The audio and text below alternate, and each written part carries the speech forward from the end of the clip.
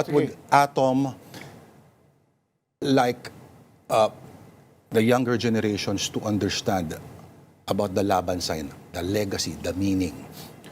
Yung laban sign na yan, sabi ko nga, nagsimula yan dahil nga kinakampanya ni Chris Aquino yung tatay niya.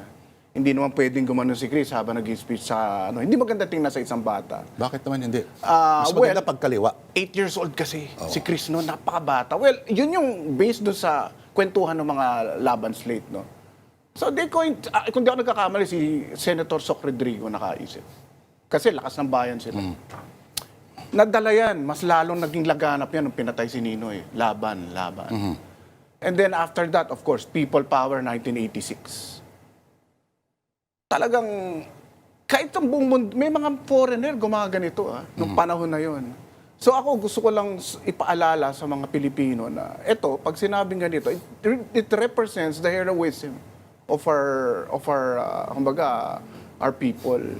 Yung dugong dumadaloy sa mga katawan ninyo ngayon, ang dugo yan ng mga bayani. And every time you see something like this, maalala nyo na meron kayong dugong bayani.